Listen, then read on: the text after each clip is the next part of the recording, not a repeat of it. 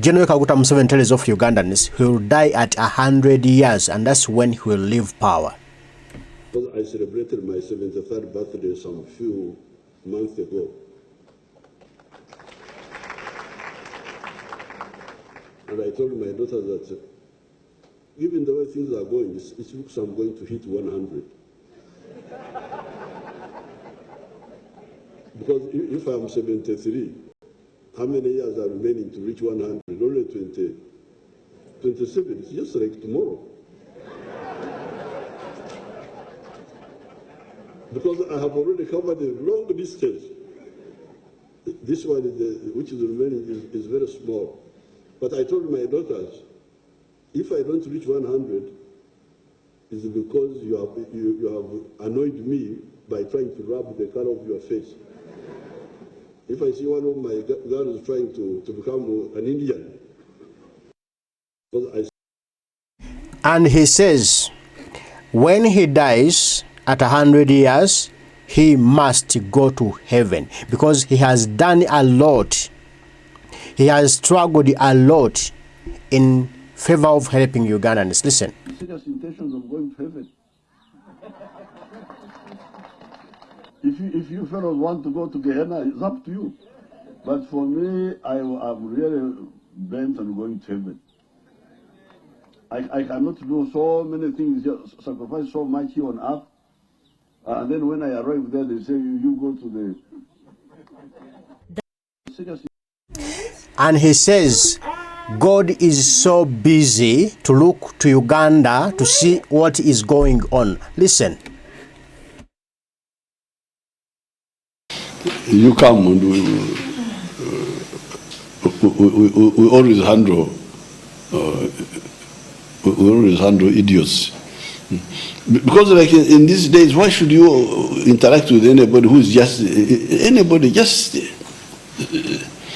stay by yourself until the thing clears. What's the problem? Are you going to die?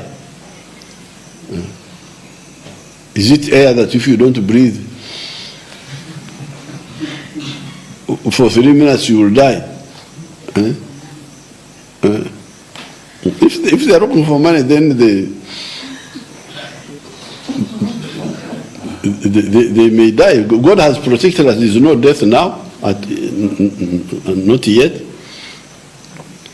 But God is busy also. He has got a lot of work to look after. He cannot be here just in Uganda looking after idiots. God needs to look at Latin America. People are suffering. Now here he has given us enough information for us to know how to look after ourselves. If we don't, then God cannot be blamed, the government cannot be, because we have said. So, I'm not going to say the drivers don't move, because if you move, you will get... Okay, that's General Kaguta Museveni. God has no time to look to Ugandans, to look to see who to die, who will die, who can die when, and how. He doesn't have that time. Then he says, he's going to make sure before his death, he's going to make sure Ugandans fear guns, hate guns, feel appetite, really lose appetite for guns. And whenever you see the gun, you just run away. You fear to touch it. Listen here. The guns are there in Congo, they're in what? But you don't hear of any gun issue in Kanungu, Chisoro, Kasese, Bundubuyo, no. Why? Because there are no local constituency for guns. So therefore, what I'm going now to ensure is that Ugandan people lose appetite for the gun.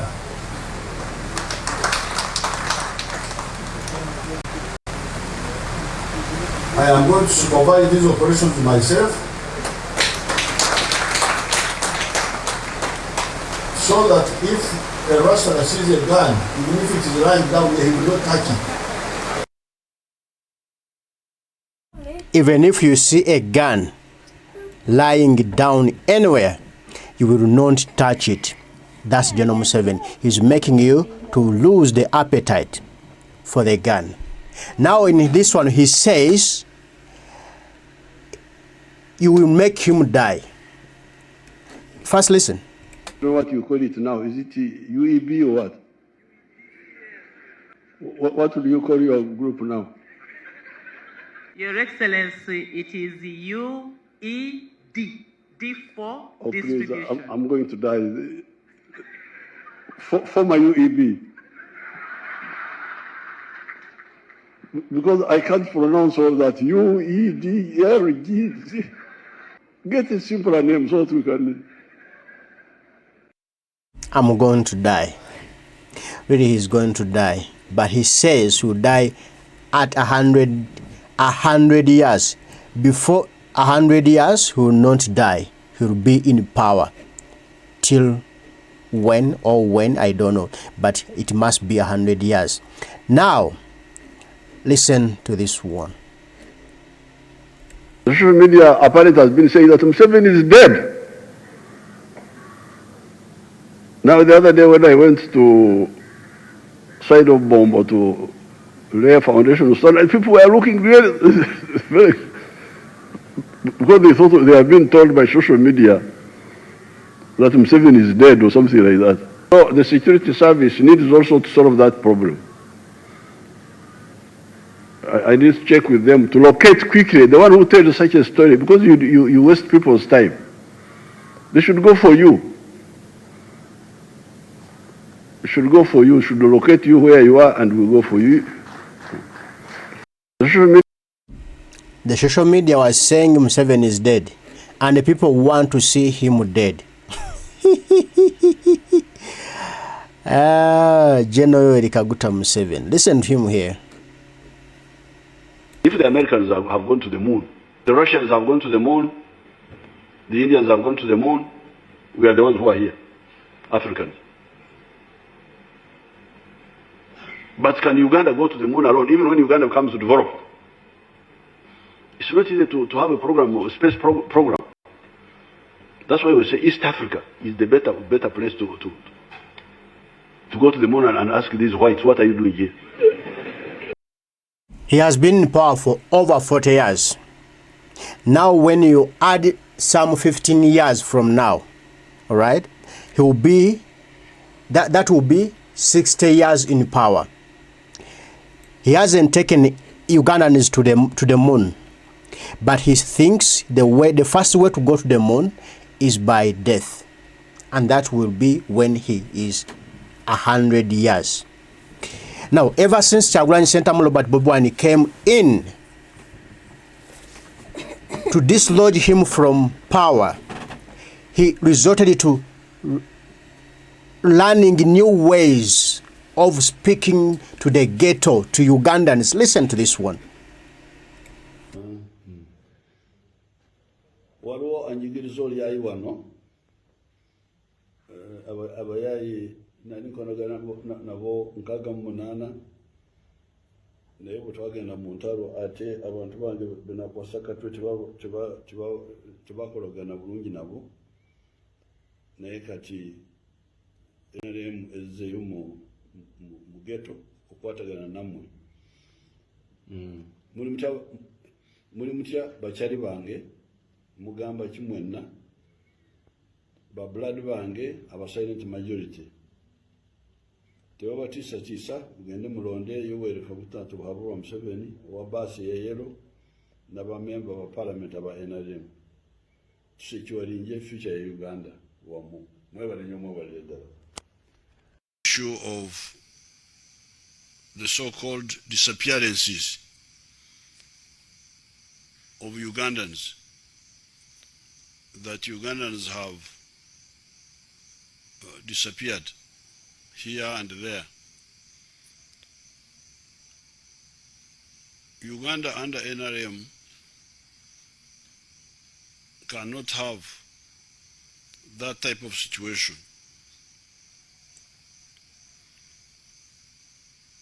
The UPDF now, the NRA before it, the security forces we built afterwards, like the intelligence services and the police, all are taught not to be part of such a culture of violating people's rights with impunity. Where anything like that happens, action will be taken. Therefore, please don't mix us up with all that low caliber type of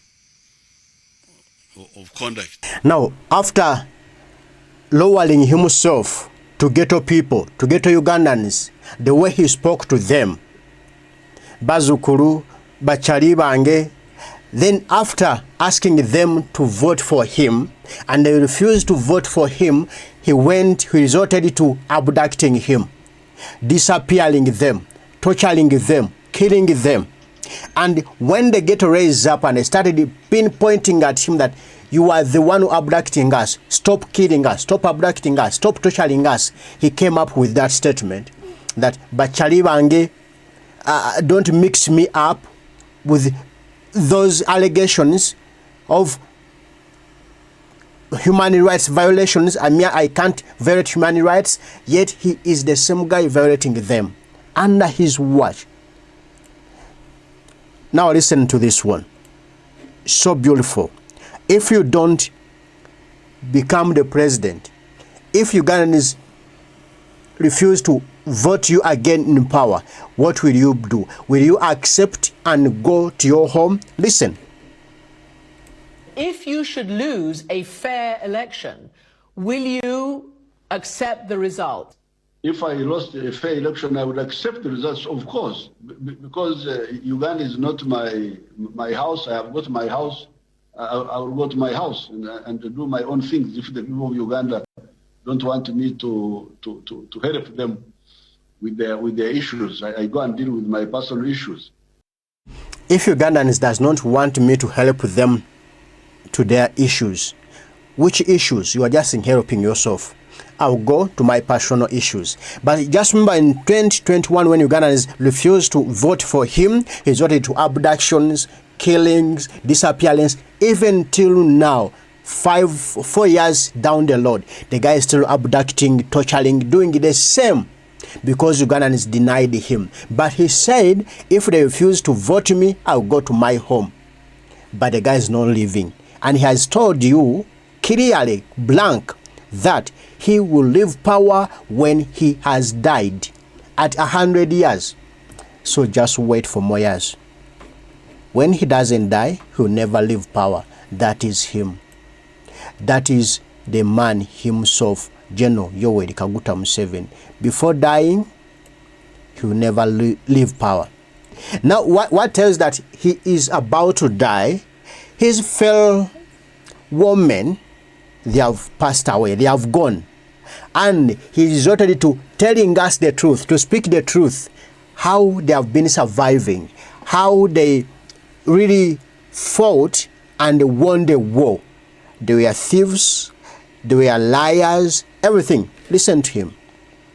So the plan was, we drove from here to the evening of the 5th in a lorry with the fighters in the back of the lorry with the like bananas. And the plan was get, because we had internal collaborators within the barracks, get to the quarter guard, the gate, and deceive the gate man. And Tumini was in front. Tumini was in front because he was an officer with the notice to say, we are bringing supplies to you people from the headquarters. Then from the quarter guard, drive recently my daughter, who is very much interested, Natasha, I told her to go and measure the distance. And she measured it. I think it is 400 and something meters. So that we deceive the gate man that we are bringing supplies, and he allows us through. But a small car with some magara and a few people drives past and enters this underground armory. This armory is concrete, it is underground. Because what we wanted were guns. Maybe there I should tell you something else. Because I'm trying to summarize the whole story, but I want to know you to know more about because when he's here, we need to get another chance. Because by the time Amin fell, on the 11th of April, we had a big force there in about 9,000 people, including the Tumuinas, armed already. So when Amin fell, then we had to form one army with the Obotes, Kosman, other groups. So we had to surrender our guns to the new army. UNLA, Uganda National Liberation Army. Now, some of my people, led by Kafiri, and that's why I want you to. That's why I want you to know about God. Led by Kafiri, they said we should not hand in all our guns. Because Tomanya, these UPCs may turn against us. So we should hide it, like 2,000 guns, hide them somewhere for the rainy day. I rejected that. It was a big struggle. I rejected that. I said, this is terrible. How can I be a member of the Uganda National Liberation Front, a member also vice chairman of the military commission, and I take part in hiding guns and say we have handed all the guns when we have not. This is terrible. God does not like it. Principals don't like it. And also strategically, it is very risky because suppose it leaks now. Who will ever trust us again? So both spiritually, morally, and strategically, it is a risk. So I rejected it as I did. It was a big struggle because he had the constituents who were in his right that we should hide some guns. So when the UPC, in their foolishness, stand against us, again, like the Tafiris were saying that they would betray us, now we have the problem how to get our guns again.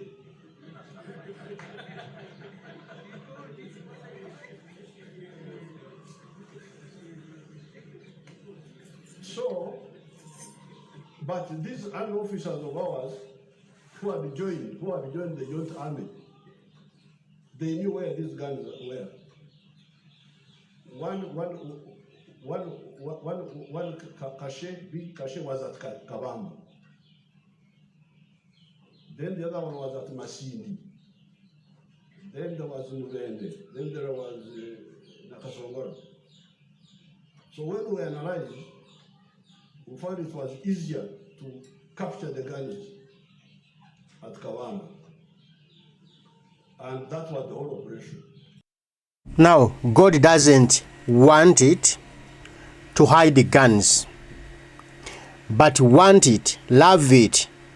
It's godly to steal guns. That's the man himself. And he's claiming that when he dies, he's going to heaven when he reaches 100 years. Just tell me what you think about his announcement that he will be dying at 100 years of age, and that's when he'll be leaving Uganda. That's when he'll be going to heaven. Chap.